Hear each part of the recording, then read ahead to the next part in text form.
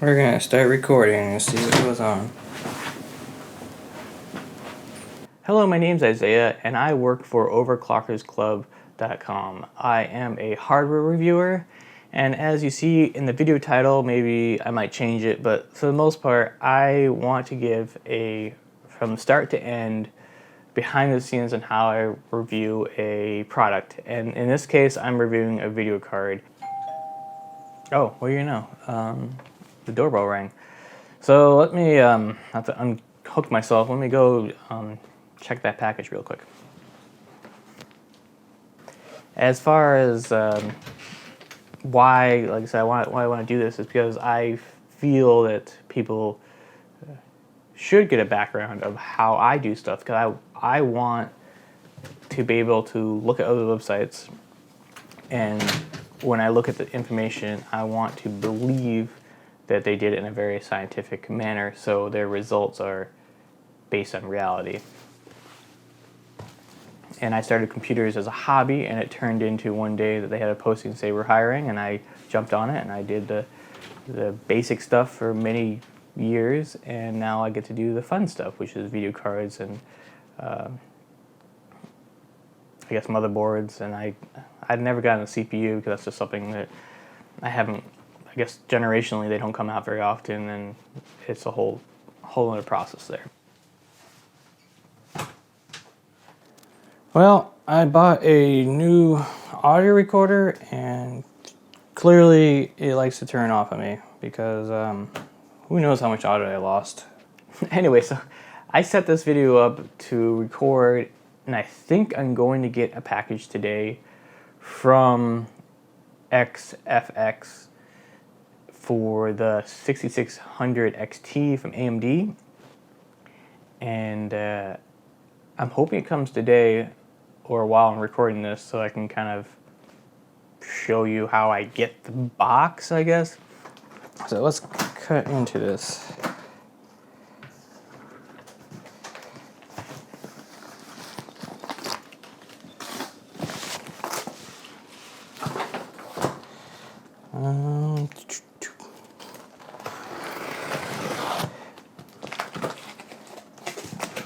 It's gonna be another 319. No, it's a 308. I wonder why they switched to the 308 as far as naming schemes go. But it doesn't matter to me. Alright, so.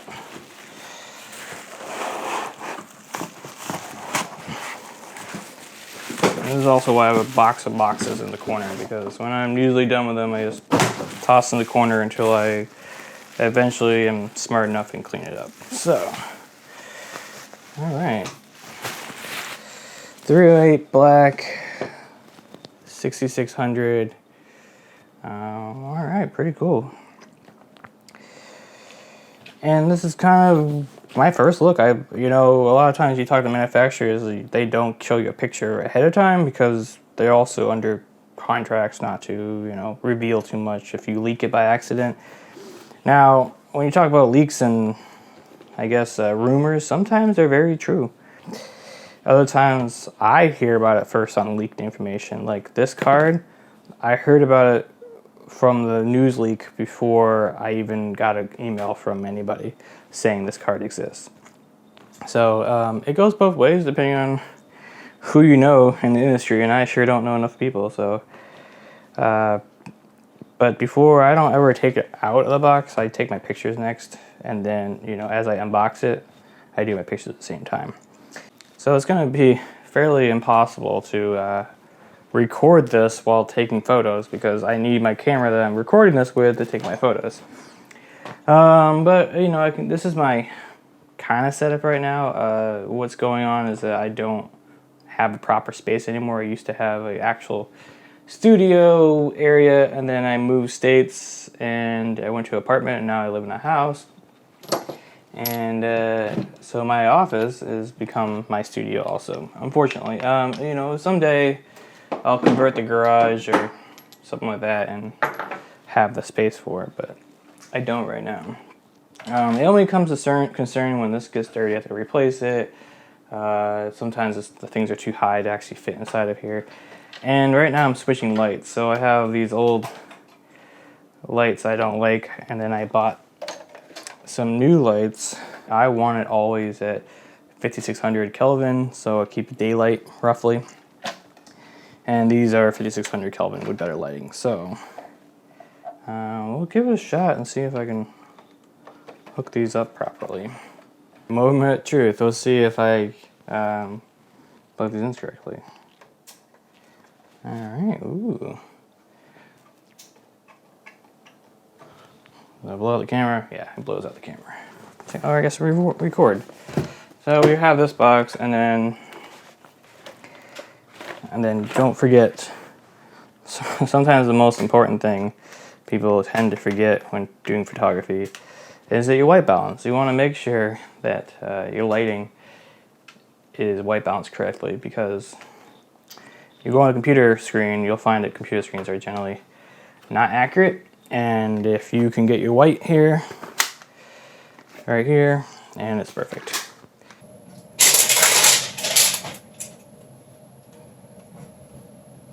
Manual card. End of 2012, and I started with keyboard, mice, headsets, gaming, computer cases, I guess, coolers. I kind of did everything.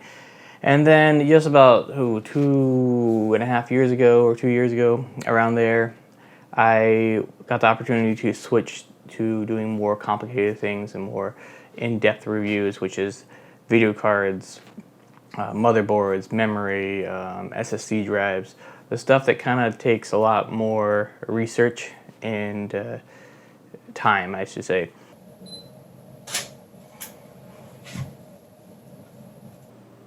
So I finished taking the photos, and now I'm going to edit them on the computer.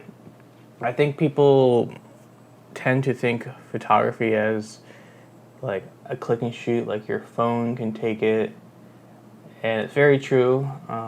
There is a difference between amateur photography and professional photography, and I'm neither. I'm no longer, click and shoot with your phone, auto flash, all that stuff I don't use anymore.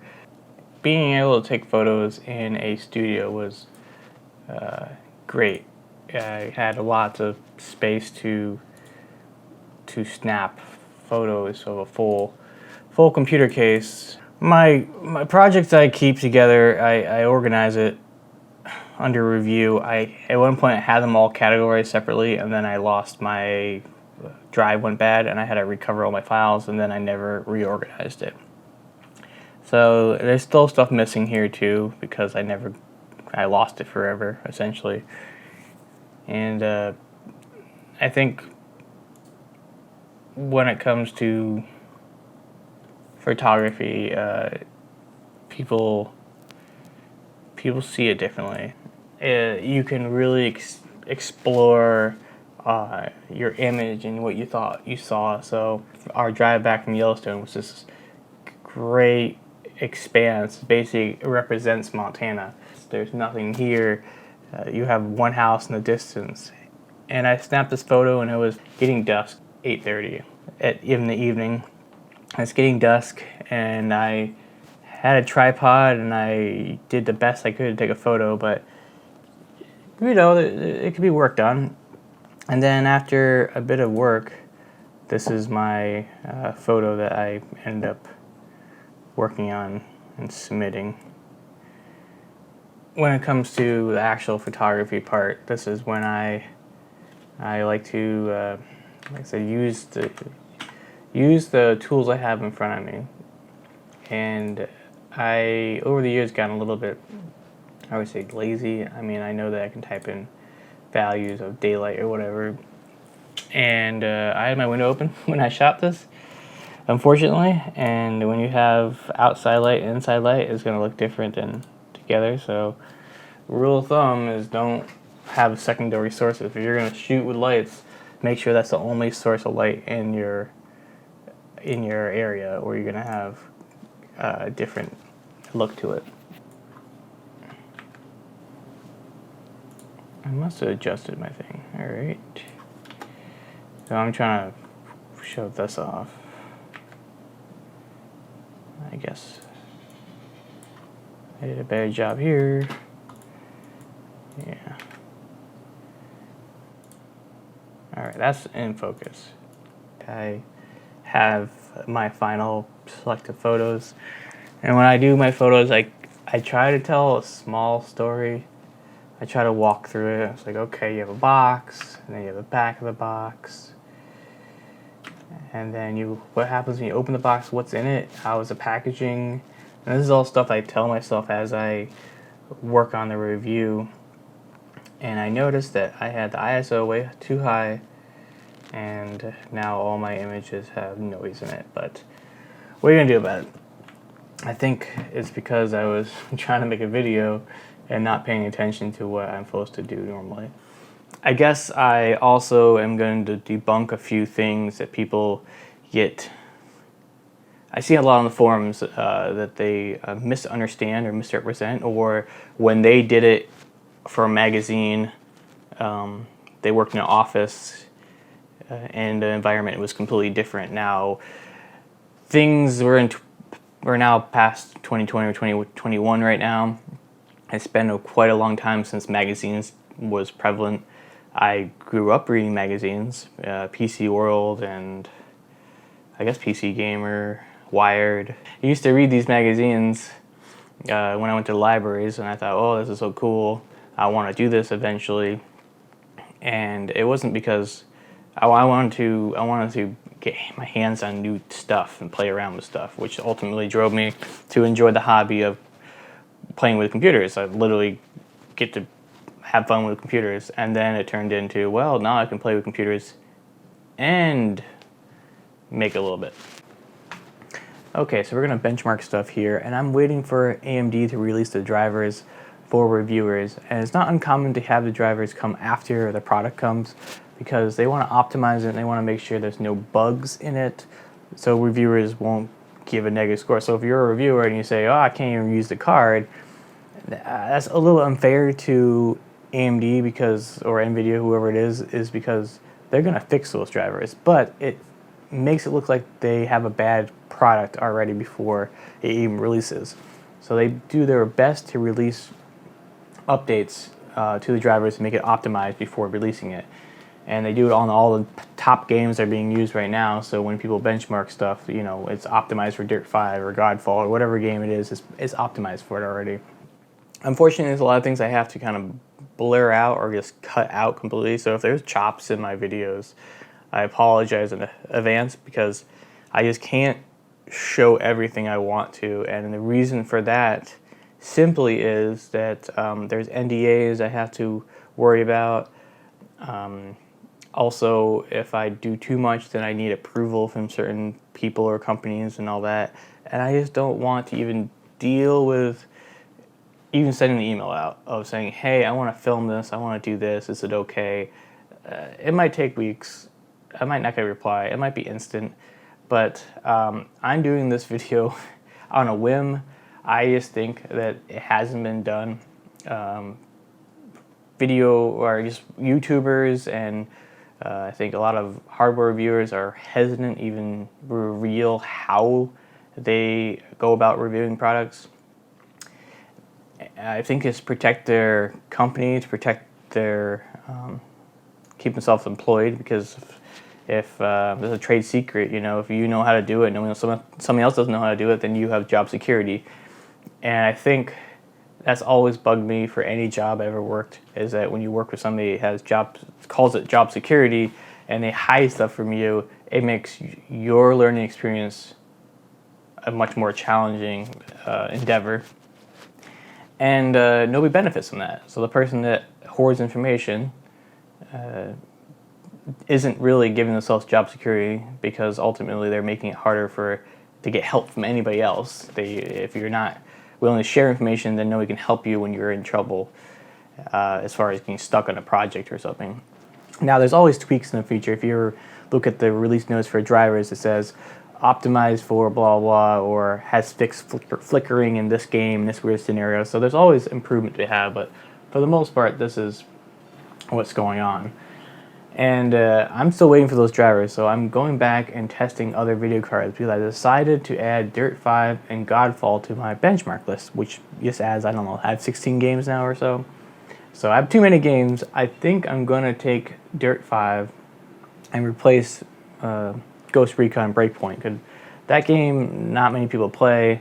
It's not that good, and it gives me problems benchmarking, so I'm just going to skip that. And I would love it when it comes to forums posts and reviewers and YouTubers, anybody, to be most informed. And sometimes that starts with simply understanding how a review is done, or at least how I do a review. It's going to be different for every single site and every single reviewer, because there is no magical standard. There's no school thing. This is how you review. It doesn't exist.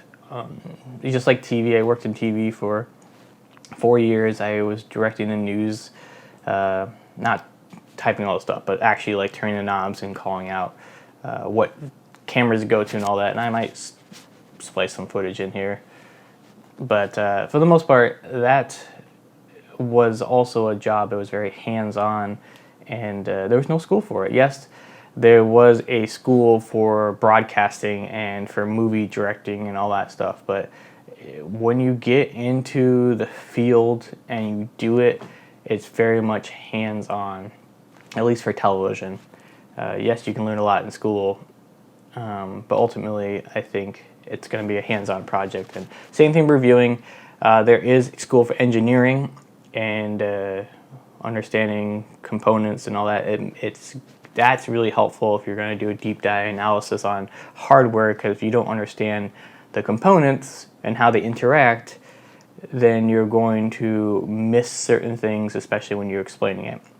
What settings you use, and that should always be in your review, and I think a lot of reviewers, they skip that. They say, oh, I got highest settings, and they don't explain it, and I'm at fault sometimes. I have to go back in my old reviews and add the actual numbers or what settings I use.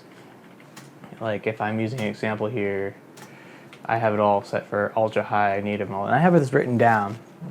And I think a lot of times this information is missing. So when you test your video card with that game on the highest settings, or you get the video card I recommended and you don't get the same frame rate, some of it has to do with simply you have the wrong settings versus I used or other people have used.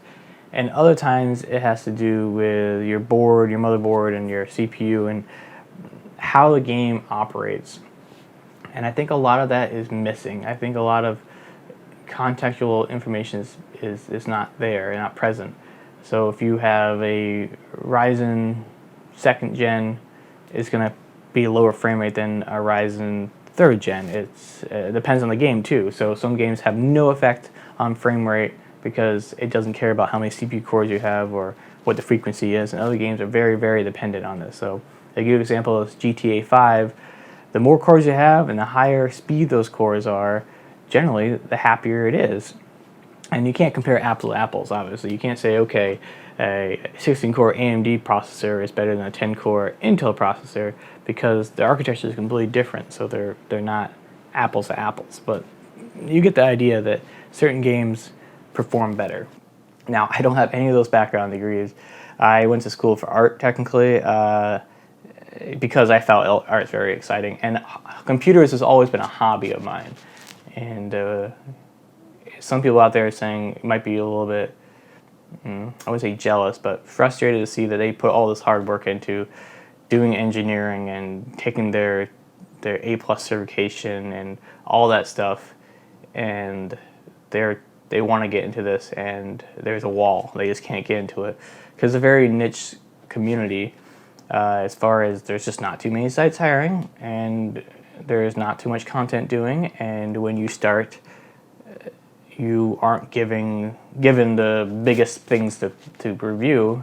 Often you get a mouse or a keyboard or a headset or whatever, and I think part of the reason for that is to get your feet wet, because a lot of people think, oh, this is easy, I got 2 video cards at home, I can do this in my sleep. It's one thing to have your own hardware and test it. It's another thing to do it when you're in a deadline, and it's also another thing to do it when you want to systematically do a very, I guess, scientific version of it, where you have parameters you can't break.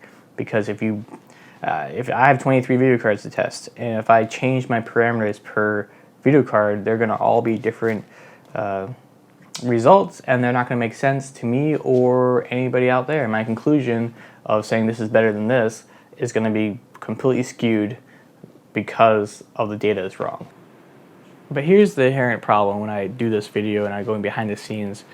There's certain things I can't reveal because I have NDAs, and there's certain tactics of how I go about benchmarking stuff that I don't really want to reveal because it's more of a complicated system. So I can tell you right now that in Borderlands 3, the first run you do in Borderlands 3, at least for me, it happens on both computers.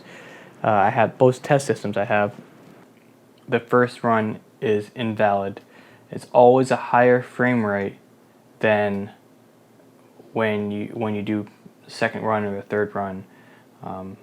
So that's just an example of it. Sometimes certain games will give you unexpected results, and the only way to know that's a thing is to test it. You have multiple video cards and you have multiple computers, and over time you say, well, here's my compiled data and it just doesn't line up with my results. Why is this? Okay, the first run happens to be always higher frame rate, but the rest of them are always lower. So you throw away the first result because that is invalid, because that is not the frame rate you get when you play the game normally. It's only when you do the benchmark and the first run of the benchmark. Overclockers Club's always been organized that there is no central office for going in and testing stuff.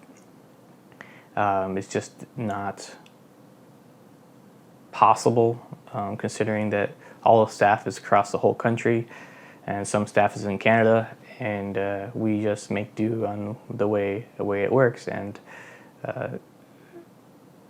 it can make things more challenging if you want to like send hardware to somebody else to check out, or they want to borrow something.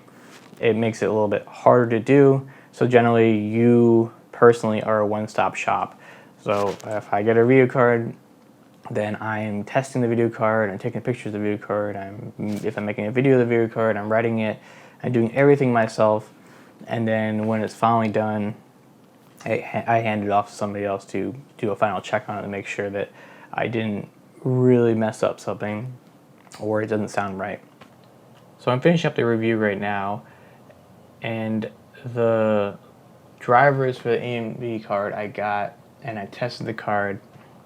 I still have more tests to do for Godfall and Dirt 5 on all the other video cards I have, but I have the results I need for this video card, so I can tell you exactly where it places. So it's roughly like 10% faster than the 3060 from NVIDIA, and a little bit slower than the Ti from them, the 3060 Ti. And the ray tracing is just out the window. This card truly can't do ray tracing really at all. It's pretty miserable at that. So I'm just kind of going through, and I wrote a bunch, and I'm going through and just checking my spelling. It does go to an editor, but I like to make sure that I'm giving them something that they can read, and it's not too hard on them to understand. It's because there's a lot of technical terms in here, and not everybody is familiar with what I know. If I'm talking about something, I want to explain it well, and my audience that reads these reviews is all over the place. You can be a very technical person, you can be a very novice, and I want my reviews to encompass everybody. I want people to read this, look at the benchmarks, and understand what I'm saying, so when they buy something, they make an informed decision. And I think that's kind of what I'm doing this video for, is that I think I want to be more transparent on things. A lot of reviews are, I feel like a lot of reviews are shady, I guess I should say. It's a nice way of saying it. They don't have the product. I saw on Facebook the other day that it was a site that wrote a review based on Tom's Hardware review. They literally had screenshots of Tom's Hardware benchmarks, and they wrote a review based on somebody else's review. That's not a review. That's just somebody regurgitating what they read somewhere else.